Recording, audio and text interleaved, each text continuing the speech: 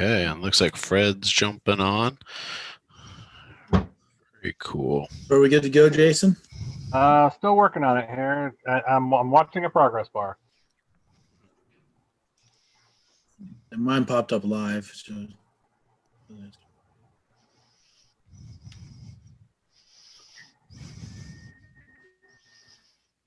Okay, I believe you're live. Let's call the meeting to order for the McKenzie River Charter School Board meeting at 5:34, January 5th. Consent agenda. Has everybody received the agenda and looked through it?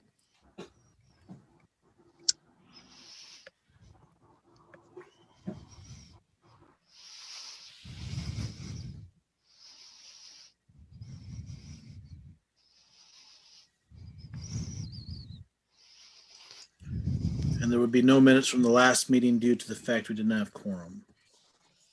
Is there a motion to approve?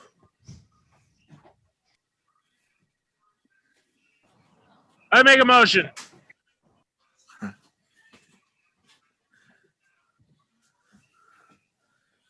I'll second. Is that okay, Lane? Yep, you can second.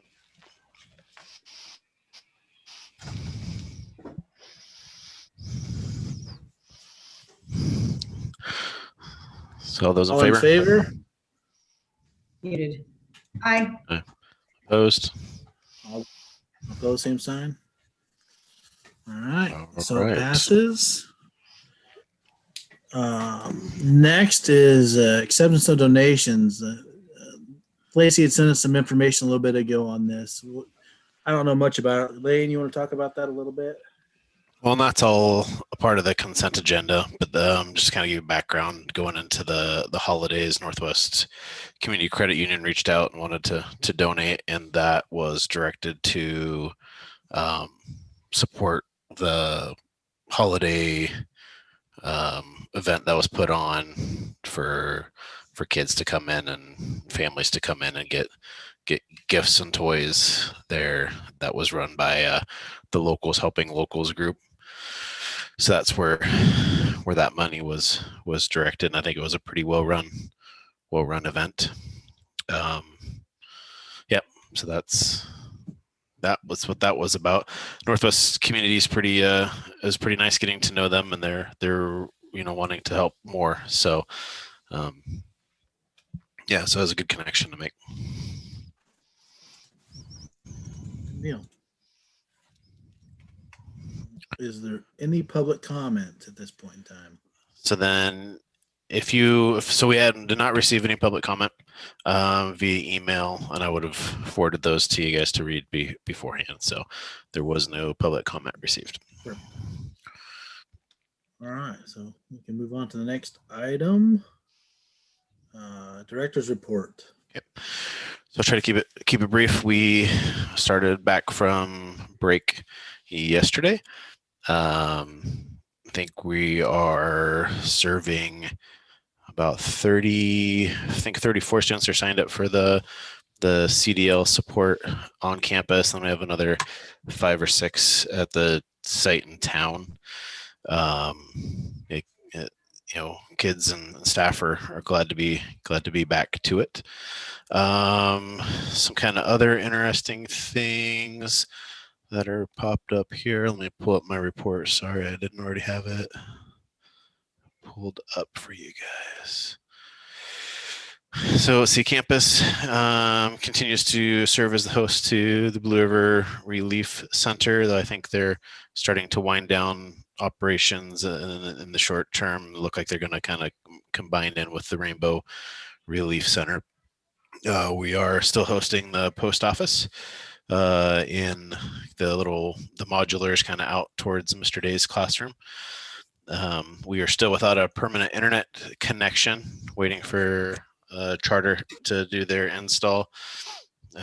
Sounds like Charter and CenturyLink are both building in the area. And we're still using the OIR emergency internet connection and cell hotspots to get things done. Let's see, the special legislative session. There had been previously some allocated funds to wildfire relief for affected schools through the emergency board, but that didn't get addressed during the most recent special session. They did pass some protections for schools to raise the criteria to bring a liability lawsuit should students be on campus. So that was good news. But I imagine a lot of these other kind of hanging out things that we're wondering about will be kind of addressed here in the regular session, which starts pretty soon. July or January 9th is when they start their legislative days, and they'll start comparing notes and stuff, getting ready for this next session. So if those of you hadn't already seen, on December 23rd, Governor Brown announced a shift in her guidance around school opening. So they shifted it from the metrics being mandatory to advisory, kind of shifting decisions to open to local leadership. She also set out a goal to have some sort of in-person learning resumed by February 15th, focusing mostly on lower grades. So as none of us locally are epidemiologists, I think that what we'll do moving forward is assemble a committee made up of staff and parents, local health authority folks, to kind of review our current situation, our capacity, and then kind of come to a decision and pass that on to the district board for their consideration in early February.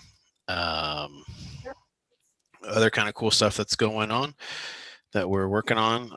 We're partnering with a group called Onward Eugene and another company called Elevate Technologies. We're working on a grant through a group called US Ignite. So the Ignite looks to narrow the digital divide.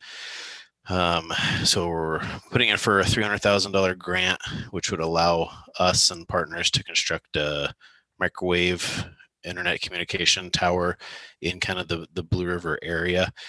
And then from that would receive the internet through the microwave radios from the Eastern Oregon backhaul that they currently have. And then what's kind of fun is then we would be piloting. So that would give us we'd also lay a fiber connection to the campus. So then we'd be getting a redundant connection to campus, but then we'd also pilot a wireless kind of LTE school network that would cover the area from like Finn Rock almost to the old Assemblies of God Church there. And so what it would be, it's called CRBS or CBRS, Citizens Band. So the federal government released some bandwidth, and it's that 3.2 megahertz, I think, bandwidth is supposed to be better with working through trees. It's supposed to penetrate better. So we'd be piloting that through this grant and then showing, the proof of concept for does it work better in heavily forested areas. So working with Onward and Elevate and then local property owners to see if we can get that put together. And then we'll have that submitted on Friday. So it'll be kind of a cool way maybe to get another connection while we're, fiber is always the best connection. And so that would be what we'd work on, trying to get restored from the west. There's some other plans that are going on with that beyond what Charter and CenturyLink are building. But they're still in the really early phases, but this would give us something that would be, more fail-proof from the east. And then just kind of a fun thing is working with the folks through Oregon Internet Response. We'll be participating in the Digital Resilience Forum, which is hosted by Technology Association of Oregon. So our district board member, Patience Winningham, will be on the panel. She'll be an expert in her field of emergency management. And I get the fun task of being the moderator. So moving the discussion along. So that'll be kind of a fun event to do. So it's been fun getting to meet a lot of folks that are really interested in supporting our community. So that's kind of what I've got. It's been a while since we've met. So if you have any questions, feel free to let me know if there's anything that I didn't address that you're kind of pondering.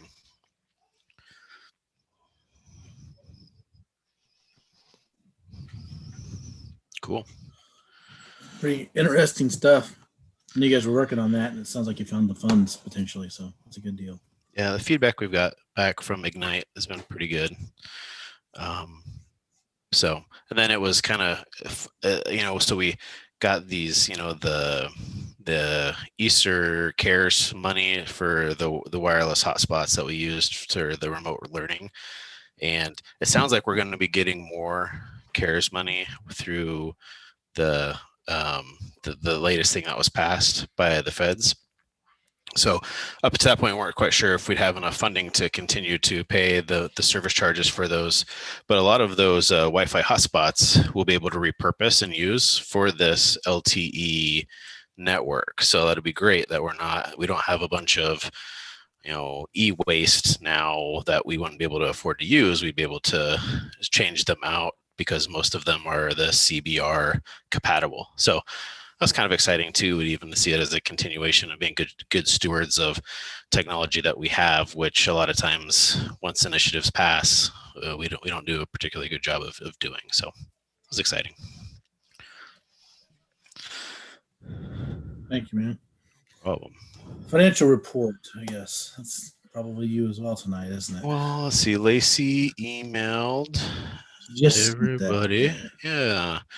So then it looks like for December, we had a balance of $7,215.16. We had received $20 from an employee payroll contribution and another $2,400 from Cliff and Maxine Worthy Lake. So brought in $2,420. Expended $1,097.94, and that was from that NCCU donation for the Christmas supplies. And then ending balance of $8,537.22 with $2,201.26 belonging to core. Good deal. Any questions on the financial report for anybody? Budget Finance Committee. Have not met, but we know budget season is actually closer than we think. So I believe there may be some vacancies on the district budget committee. I'll double check with Nancy and see if we can hook in some folks that might be eligible to participate if anybody would want to participate on that group. Employees, sorry, I don't think you can, but you're on enough committees as it is. So then Probably nothing from the 501c3 governance committee today. Nope, I think it is just kind of that renewal time, and I'm sure Lacey's working on making sure all of the paperwork and stuff is filed here in this next month. Curriculum committee has not met, and then the community outreach committee, core, I don't believe they've met. Have you heard anything, Josh, or anybody else about core getting together at any time? No, I think I think a few of them have been kind of out of the area for a while. Yep. I don't think there's been a lot of meeting on that end of it, from what I can tell.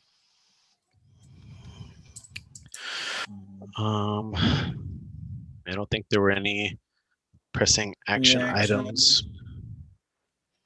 Okay. Not this month.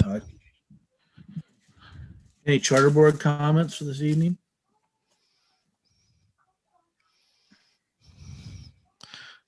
Go ahead, Mr. Day. Alrighty. Just thinking about the curriculum committee. I know we haven't met. I know it's probably not going to happen just logistically, as we're just trying to keep our heads above water. But I do think that this year, sometime in the near future, would be a really good time to kind of take a look at what our next year and years forward will look like, because we've already made some really huge changes this year. We've shown that we can adapt on the fly when we have to. And I, for one, think in the middle high school, we've been doing the 3 classes per semester. I, for one, have been a lot more sane with that. And I think it would be a really good time for us to take a look at how we can keep that change going, whether it's that or whether it's something else, whether we can free up our afternoons or one afternoon a month for field work or whatever. I think this might be a kick in the pants that it's worth taking a lesson from. So I do think that it would be nice to have some of those conversations either in this group or as the curriculum committee sometime in the next couple months. I agree. I think this could be a really, it's a rough go for everybody, but I think it could be a really, good precipitating event to kind of solidify some of that stuff that was still kind of hanging with the vision of the charter. And I agree that we should get that definitely on the radar to get folks together and make those decisions before we get into fall, because I do think we do need to look at like student outcomes and stuff, and hopefully next fall will be more normal looking. But yeah, that's awesome. And thanks for keeping that on the radar, because a lot of the other stuff just, so let's talk. So, I mean, I think the school's done a pretty good job of trying to accommodate things. I know it's not been easy at all. Internet up here, I think Tia calls once a week to Verizon. The service is pretty lackluster at best with Verizon now, since all those temporary towers are out. I'm sure you're probably seeing a drop off in some students after this new year here. I would assume some of that's probably the internet.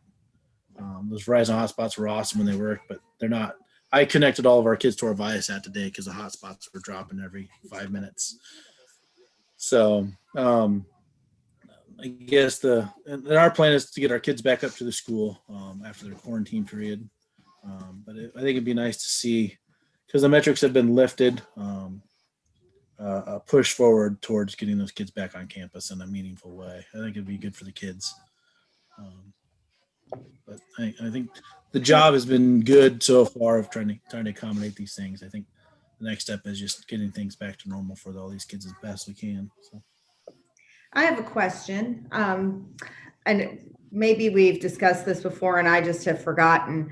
So what is the plan or the contingency for if we do get back into the building for those people who still don't want to send their kids or are in a location, that they still can't make it to the school? What are the contingency plans? Do we have anything set for that?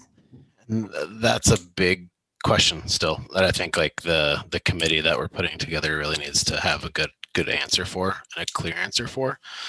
I'm really concerned about another transition that could happen. I think folks are kind of catching a kind of a rhythm with what we're doing, but then it's also need to take a look at what's best for kids, and and sometimes that's going to be staying with their family to minimize risks and exposure, and how can we provide quality instruction equitably if we do have kids in the building and online, and what would that look like? What supports would have to be in place both in the classroom and at home?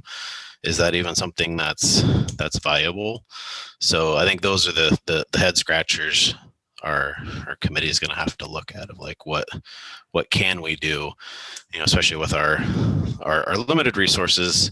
And in we have a whole other layer on top of COVID. It's not just the wildfire and the lack of infrastructure. Those are questions that we have to ask too. Right. So, and I also know, I just know from knowing some of the high school and the middle school age kids that their families either have already gotten a permanent place somewhere not in our district on the other side of Eugene. So, is there going to be a loss of enrollment? Because if we go back, are they, if we don't have an option for them to stay online, how much of enrollment are we going to lose because those families are going to have to go to their local place to make things easy? And it'd be nice if we could have, something in line where they can still join the Zoom meeting during class if that's possible and still be at their own house. I think we run a risk of I losing agree. enrollment if we don't open and Springfield and Eugene and open up. You know, that's the other issue too, right, Blaine? If those people are in town or people close to town are willing to drive there, we're going to lose enrollments if we're not open when Springfield and Eugene are open.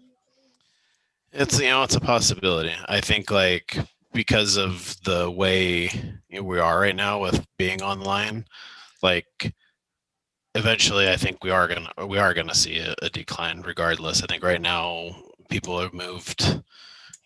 Some people are still attending from parts unknown. People are on the coast. People are all over the place. That eventually I think that will happen. Based on as things reopen and people find a new rhythm to their life and they settle in a good place, and that depends a lot on how quick housing can come back online up here, and those are things that are kind of out of our control. So yeah, but those are the things that we'll have to weigh as a group of like how dig into like how many students are in town, Eugene, Springfield, how many of them are up, on property, on trailers, waiting for their homes to be rebuilt, or just in a trailer hoping that something comes up. So, and that those numbers are always, they're pretty fluid right now. So trying to get accurate information is tough. I know we've set up that space in Springfield and hasn't been too utilized, but I think a lot of that too has to be they have better connections there. Chocolate face. Okay, I gotta do my meeting. Love you. Any other comments or questions?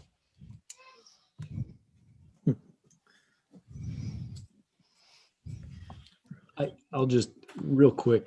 I totally agree. Looking forward to getting back open, but I also want to again vote for caution because we have 2 vaccines and we've already been hit in the gut so many times, and the last thing we need is COVID all over the place in our school. And I just feel like we're so close. We've already disrupted so much. It's got to be balanced.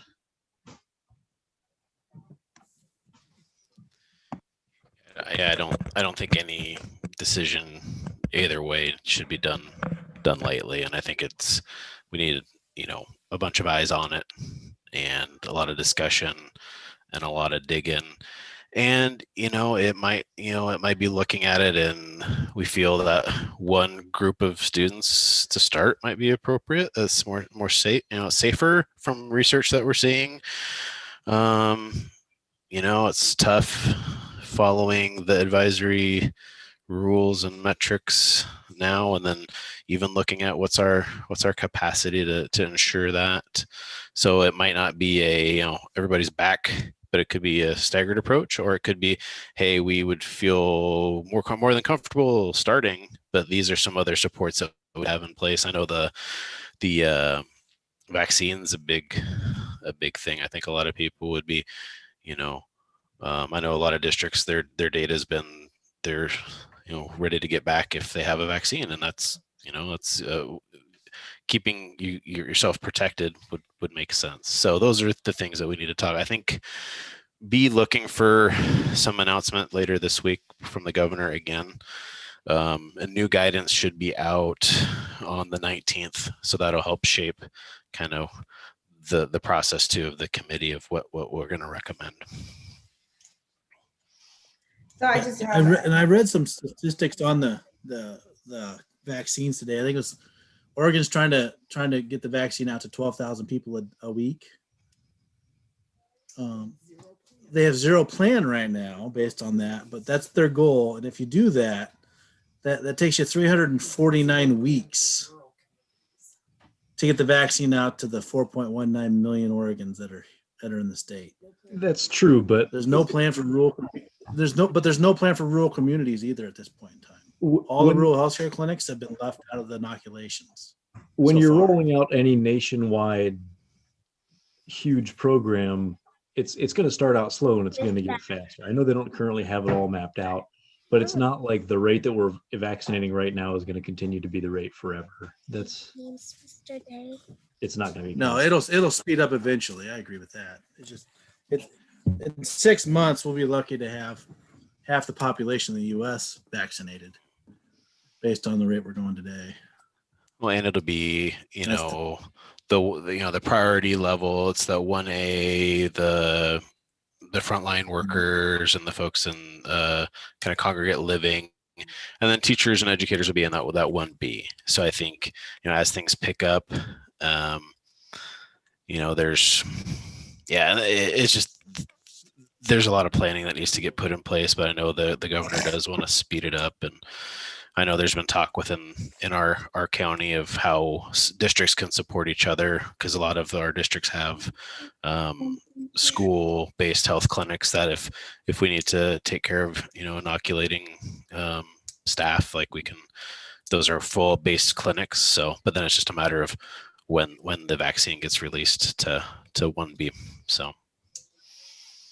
Do you know? I mean, I don't know where you're at in the planning phase. Are you going to require the vaccination for kids to come to school then? That's another question of guidance that we haven't heard quite from the state. I know the governor she made a statement that she didn't think it would be required for staff, but we require a lot of different vaccinations for a lot of different things for students to attend. So, but we haven't gotten hard and fast guidance on that, and I imagine that might be what's included in the new guidance on the 19th. So, as a parent, I just want to say that I think our district handles these types of things beautifully compared to other districts that I've seen, whether they're out of state or in state or local. That I just want to commend our staff and our board members and everything, because I don't know what other families' experiences are. I know different children are different and challenges are different, but in the ways of the way the staff and you guys have done and implemented the school year, I think you've done a marvelous job. So when they did parent-teacher conferences, did you get any feedback from other families on how they're viewing how school's going for them?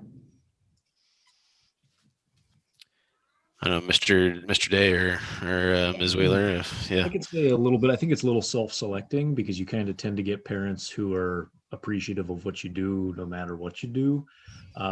But I would say as a whole, what I've been hearing is people have been appreciating what we've been doing, even though it's not perfect by any stretch.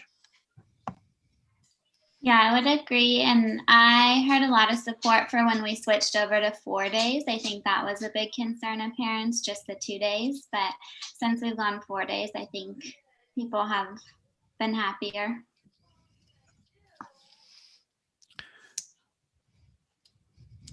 And that was kind of the feedback I'd kind of heard in general was, even with speaking about conferences, I think like there was some people enjoyed being able to have the conversations and the connections that I think people wouldn't necessarily do in a morning or an evening time, where they're able just to do it from their living room or wherever they might be, if they're in a car with their phone, or to be able to do that easily. And so that might be something.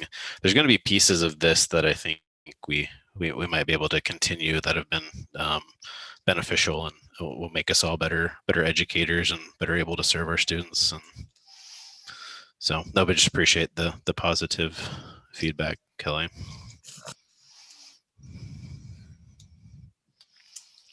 Definitely not an easy thing to do. I mean, I've got 2 first graders, and they don't keep their attention all the time, but they do a darn good job of keeping their attention most of the time. And I would agree the 4 days is much better than the 2.